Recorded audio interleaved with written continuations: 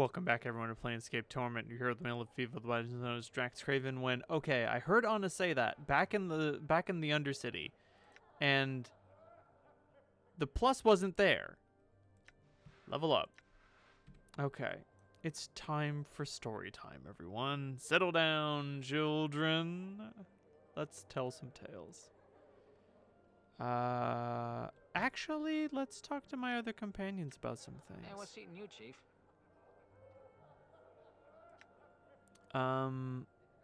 What do you know about the Night Hag, Gravel?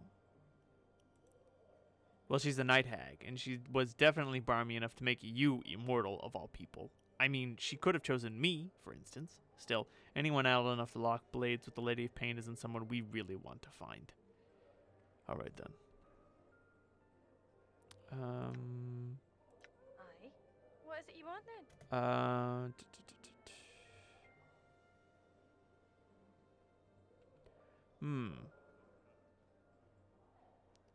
Anna, do you know how Farod died? I don't know. No one with half a mind would. Farod got a long shadow, he does. You cross him and you end up getting the stick, you will.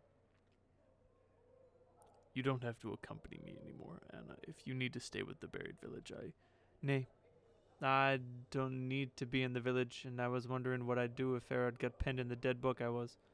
Oh, well, he's probably mounting somebody's wall in the hells, he is. He's your father. Not my real dad, he wasn't. He was greedy, and he was stupid, and he was selfish, and he was weak. And now he's dead. And that's all. Alright. Have you heard of Ravel Puzzlewell? Are you daft? Don't be mentioning her name if you value your life. Why? She's the evilest of the Grey Ladies, she is. Filthy mean and with more power to toss around than some powers. It said she all the brambles through and through, even her heart. It said you can never kill her, 'cause her body's like a tree.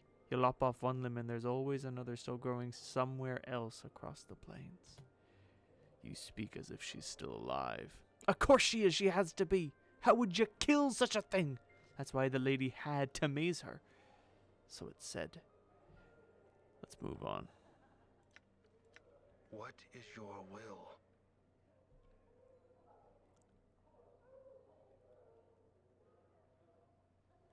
Did I ask him what's struck? No, he told me not to ask about it. I wanted to ask about our travels. I had some other questions. Talk about your teachings. Okay. Doesn't look like there's anything else I can talk to him about. Yes, I have. Ask one of your companions if they have a story to tell. Anna, do you have a story to trade? I am no good at telling such things. I'm not. Don't be asking me for such nonsense now. But I would very much like to hear your story. Please, share your story, Anna. Come on already, fiendling. Come on already, fiendling. You already have one tale you won't part with. Well, I know one story, but you might not like it, you won't. So don't keep blaming me for your choking it out of me. Go ahead, Anna. I heard a story back when I was a wee lass. This Burke's walking home real late, near Antipeak, and passes an old toothless crone in dark and otherwise empty street. Where you going? She asks him. Home to me wife and Kip, he says. Near the slag, she asks. Sure enough, he says. So she asks him a favor, to take a box she's got to Didder's Pit and give it to the woman there. Now this Burke's a real sap, too nice to say no despite the fact he's sure something's not quite right about this old lady, and agrees. But what's the woman's name? He asks. Where does she live? Where should I look for her if she's not by Didder's Pit? The woman hands him the box, a wooden thing wrapped in a colored cloth, and tells him to just go. She'll be there. Finally she warns him, whatever you do, don't open it. So he takes it home with him and hides it in the rafters, thinking he'll bring it to Didder's Pit when it's light out. His wife, though, seeing him hiding the box, gets right jealous, thinking it's a gift for a lover or something, and opens it up as soon as he's not looking. Well, it turns out the box was full of gouged out eyes and severed male members with the hair still on them. Her scream brought the Burke running. He remembered what the crone said, got right scared, and wrapped the box back up. He went out straight away to Didder's Pit, and sure enough, there was another old hag waiting there for him. He hands her the box, and she says to him, "This box has been opened and looked into. Poor Brooke tries to deny it, but she gets this dreadful look on her face. "You done something horrible," she tells him, then disappears. That done, he hurries back to his kip. He's feeling ill when he gets back and takes to bed. His wife bitterly regretted opening the box and all, but it was too late. The next day he died of a rotten disease, and the first thing to go was his eyes and his stem. That was a wonderful tale. Now I've got one for you and your companion, the parched land. Once a large village was struck by a terrible drought. A farmer journeyed to the worshipping stone and again implored it as to the cause of the drought. He asked the stone why it did nothing when the fields were parched and dying, why the animals and the people suffered while the stone did not a thing. "Have we not given enough offerings?" the farmer asked, begging upon almost upon his hands and knees, but the stone did not respond. It merely sat and cast its shadow. Huh.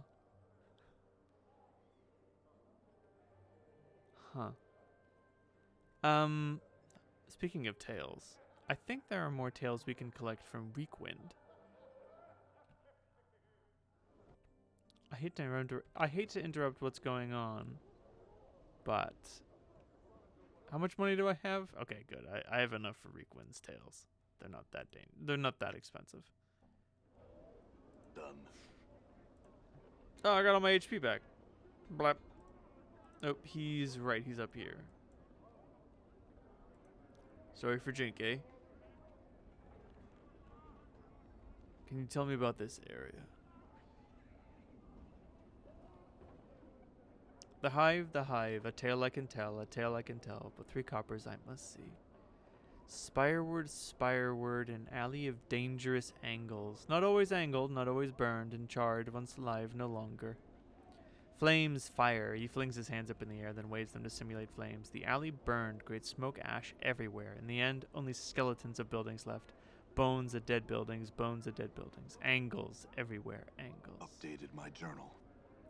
Dangerous now, bad men have set their kip up there, That is the tale of how a street became an alley of dangerous angles. How did the fires start? A man made it so. A beast made it so. A man whom even fiends admire. Who? A sorcerer's tale filled with madness and sadness, burning and yearning. A tale I can tell, I will, but 3 coppers must I see. A dangerous tale. A sorcerer there was, no simple hedge wizard this, but a mage of power. He burned with the art, and the art burned him. The name given him was Ignis, a name respected, then feared, then hated, then punished. Taught by one of the last great magi, Ignis was, and an apprentice, Ignis learned much, and nothing at the same time. In his heart, his coal-black heart, a fire blazed. It burned, and it hungered. As it hungered, Ignis hungered. It was his wish to see the plains burn. In the night, Ignis came to the alley that was to be the Alley of Angles, and the fire in his eyes, the fire in his heart, both he let out. Reekwind points at the alley and flings his arms in the air, silently screaming and laughing at the same time. Flesh ran like wax, people like candles, and Ignis laughed and laughed. And evil was done, and forgotten not. Something was to be done. A punishment was decided. All the hedge wizards and midwives and rune-tellers and copper-pinching witches, all manner of magelings, they came all, even those with the smallest trace of the art, to punish Ignis. Separately they were flies, together too dangerous. Caught Ignis granted his wish. He wished to burn, and they granted it. Using his own desire to fuel the casting, they made his body a door to the plane of fire. They intended to kill him. Updated my journal. Failed. Ignis lived, only slept, blanket of flames. Turned in his sleep as he burned, never happier, burning, ever burning. One day he will wake, and then the plains shall burn anew. Well, that's that.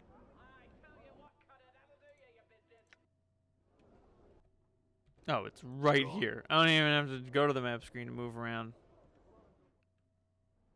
I'm gone. Anyway, just wanted to get that tale. Speak to the 10 students of the brothel. Return Delora the keys to her heart. Yes, I have. Hey, I can share the story of Ignis. Decon, do you have a story to trade? I shall impart the tale of the Akali drowning. Dakan tells the story of Akali, a foolish Githzerai of myth who had become lost in the chaos of Limbo. Normally, a single Githzerai may use their focus and mental discipline to form the chaos around them into a small habitable environment. Akali, however, asked so many useless and unfocused questions in her quest to return home that her isle of matter dissolved around her and she drowned. Fascinating. Let me share with you and your companion another version of your tale that I have heard. Dakan looks attentive and perhaps a little surprised. Go on, Yves. Yves goes on to tell a different version of Dakan's tale in which Akali was driven from the Githzerai city of Shrak-Dalor for her constant useless prattling. One day she encountered a Slat-Eye on his way to the spawning stone. She hastily erected a wall of chaos matter, which even the ravenous Slat-Eye found difficult to break down.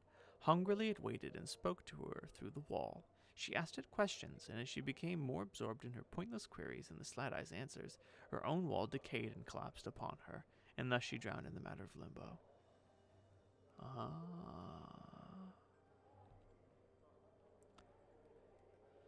Let's tell the story of her waking up in the mortuary.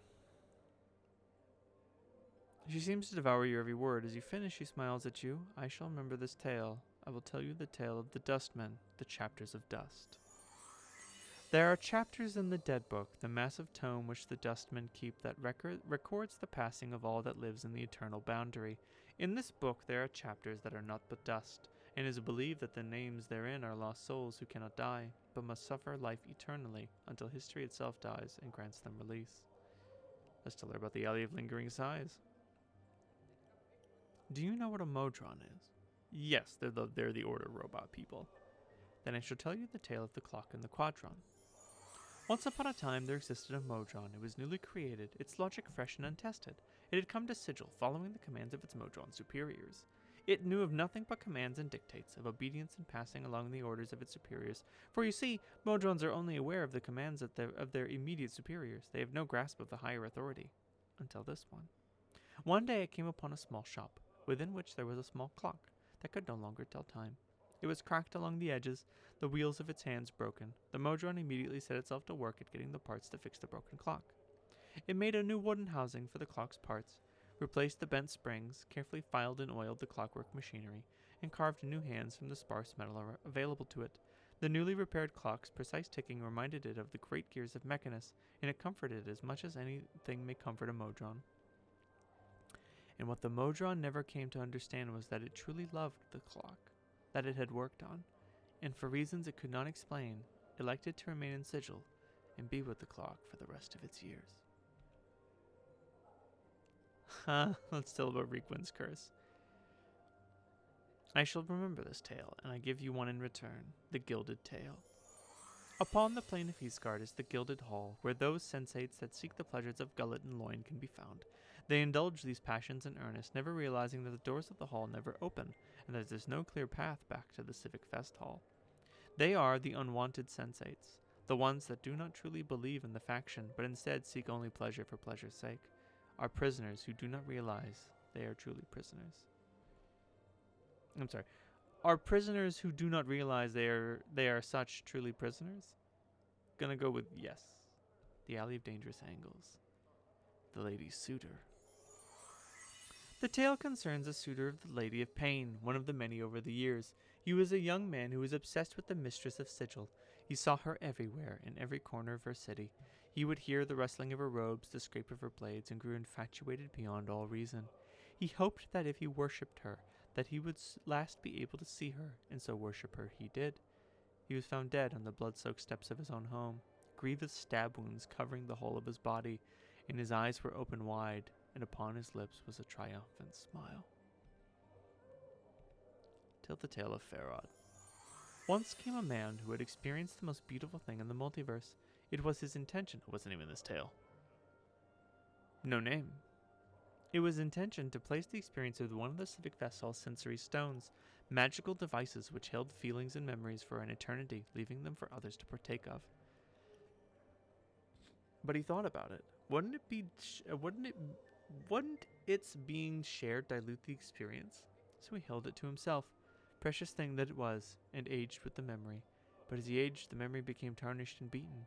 and he could no longer recall the glory of the experience. Ignis. I have one for you now. The execution. Once a murderer roamed Sigil's streets, a black-hearted man by the name of Cossacks. He had been blessed by his abyssal mother so that no one could strike him with an intent to harm or they themselves would die.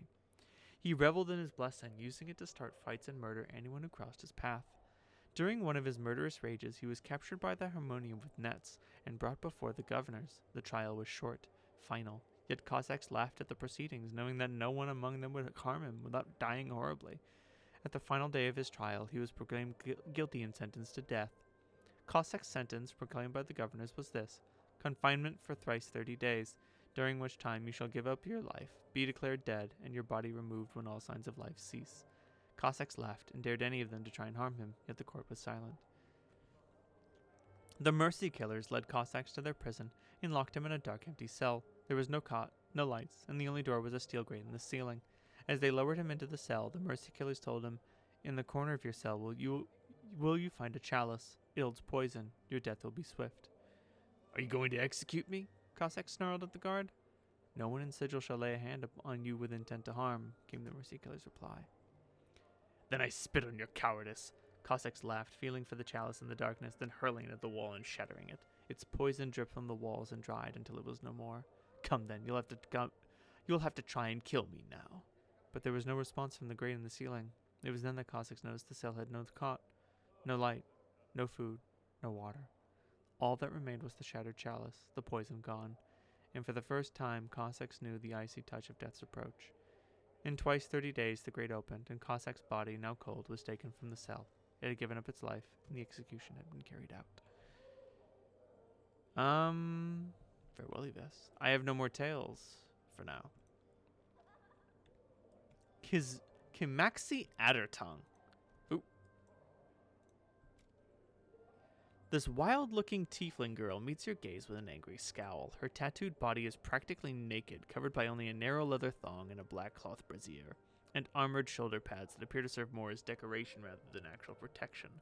Her spiked hair, as well as the thin fur that covers her goat-like legs, is brassy white, and numerous silver rings dangle from her ears, nostrils, lips, and brow. She wears a leather collar around her throat with the inscription Kimaxi Addertongue. Greetings. And just what are you looking at, you banged-up sod? My friend thought you were attractive, but whoa, was he ever horribly mistaken. Sharp tongue for a stemless deader. Let them keep at it. Like I'd let mine anywhere near you if I had one. What, did you hear the word brothel and think you could make some jink here, you flea-bitten gutter whore? Ha! Can't believe they even let you in the door with all those ticks hopping off your shaggy legs. Ticks! The only annoying insect around here is you. Hey, you here to talk to me or what? Or what else? Or what? What else can I do with you?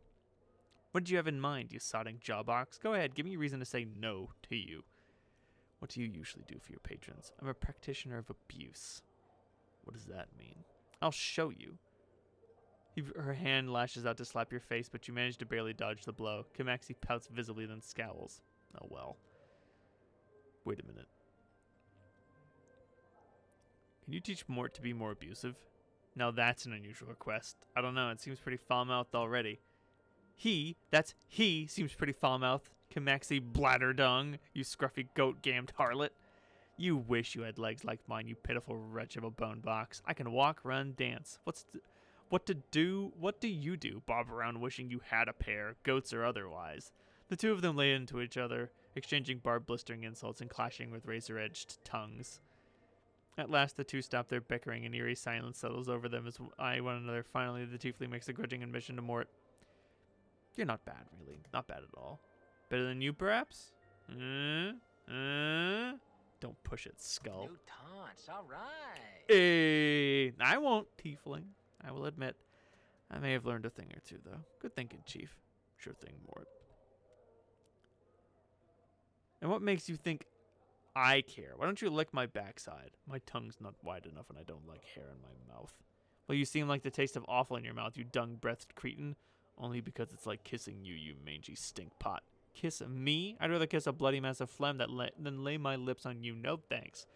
Don't thank me. Thank the power someone actually wants to kiss you. Kamaxi looks at a loss for something to say. For an instant, a smile threatens to crack the grimacing mask of her face. Then she becomes more of a basilisk than ever. All right, what do you want? Questions answered. Fine, whatever, ask. Who are you? My name? Uninterested. I can guess yours, though. Scarbunch, get out of here before I put a fire under your ass. What are you doing here? Not you, that's for certain. I'm contemplating the best way to tell you to pike off.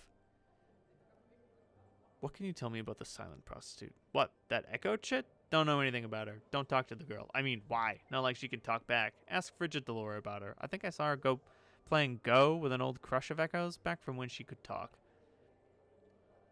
Do you know anything about Ravel Puzzlewell? My journal. What would I know about her? I look like a scholar or something to you? Go ask someone more learned, or Yvette. She'll probably have at least one story about her in that pile of tales she carries about in her bone box.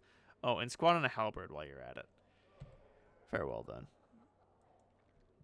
Did I ask? I don't remember if I asked Yvette about Ravel Puzzlewell. Yeah, I must have. But even so, if I hadn't, she would have pointed me in the right direction. All right, that's 2 prostitutes down, 8 more to go.